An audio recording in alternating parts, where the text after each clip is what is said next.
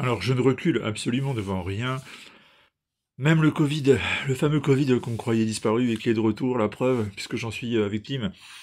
Et c'est presque un truc de boomer aujourd'hui de dire que j'ai le Covid. Mais c'est comme ça, et ça m'empêchera pas de vous présenter The Big Burn, qui est sorti chez Delcourt il y a pas très longtemps.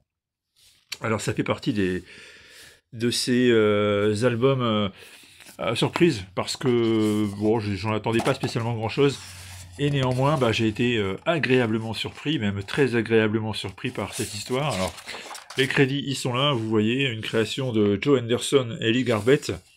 Et il s'agit au départ d'une histoire assez banale de braquage, avec Owen et Carly, deux personnages qui vont se rencontrer à l'occasion d'un braquage précisément. Et à partir de là, ils vont faire équipe, une sorte de duo à la Bonnie and Clyde qui tente des gros coups et évidemment ils tombent amoureux instantanément. Et tout ce qu'ils font leur réussit. Ils deviennent donc des braqueurs à succès jusqu'à ce que, bah, fatalement, ils se fassent pincer. Vous savez que tout le monde finit par tomber. Même les voleurs des joyaux de la couronne au musée du Louvre, vous verrez dans les jours prochains, vont probablement se faire pincer. Et donc ça leur est arrivé, et à partir de là, ils se sont retrouvés en prison, et puis fin de l'album, on passe à autre chose, je vous présente une nouvelle vidéo. Bah non, pas vraiment. Puisqu'en fait, une fois en prison, ils ont trouvé un stratagème pour sortir, ou plutôt un stratagème s'est présenté à eux, tout simplement, en la personne de celui qui semble être le diable, le démon, Méphisto, comme vous voulez, et qui leur propose la liberté en échange de leurs âmes. Alors après tout, que peuvent bien valoir deux âmes face à la possibilité de retrouver la liberté?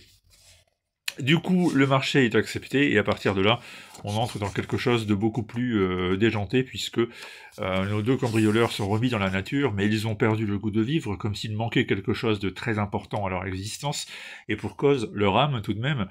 Ils finissent par se séparer, Carly va même se retrouver à un moment donné dans une sorte d'asile de dingue, dans lequel elle va se convaincre même que tout ce qu'elle a vécu pour l'instant, c'était juste dans sa tête, et qu'en fait, elle est vraiment pour le coup folle, et que tout cela était qu'un rêve. Quant à son compagnon, Owen, lui, va mettre sur pied une équipe un peu déglinguée, de personnes qui, elles aussi, ont vendu leur âme au diable pour une mission assez singulière, s'en aller tout simplement dans l'au-delà, pour aller cambrioler le démon lui-même, pour aller lui reprendre tout simplement les âmes qu'ils ont malencontreusement vendues. Alors tout ça est intéressant, sauf que évidemment pour accéder à cet autre état de conscience et d'existence, eh ben, il faut tout simplement en mourir, et il faut donc que ça soit une mort contrôlée avec réanimation rapide, le temps que le casse puisse se produire et qu'il puisse revenir parmi nous. Alors c'est très sympa comme histoire, c'est très drôle surtout aussi parce que c'est bien écrit, les dialogues fusent, il y a beaucoup d'humour, du coup ça rend l'histoire très agréable, et c'est pour ça que je vous dis qu'à défaut d'être la lecture de l'année, moi j'ai pris beaucoup de plaisir parce qu'on ne s'ennuie pas à aucune page, il se passe toujours des choses, c'est toujours sympa, il y a toujours des petites blagues, ou des situations cocasses, donc du coup c'est un bon ouvrage.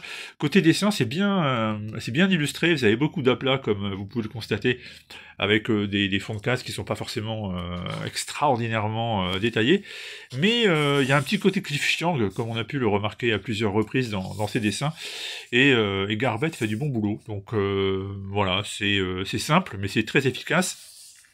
Moi, je recommande vraiment The Big Burn.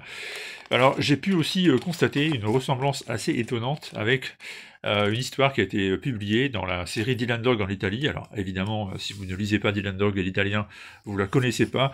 Ça s'appelait Stan Gatali in Ferry, c'est sorti il y a un an, l'été dernier, je crois.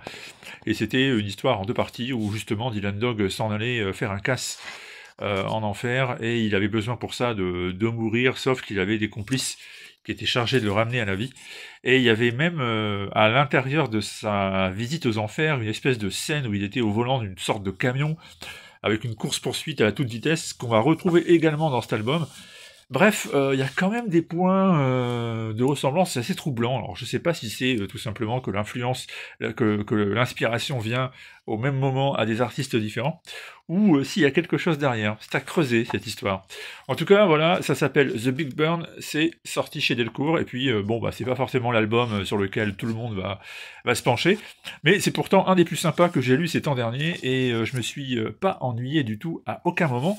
Donc du coup, il y a des chances que ça puisse vous plaire. Vous êtes au courant, à vous de voir, et puis surtout, bonne journée, et à très vite si le Covid me permet de revenir à la charge.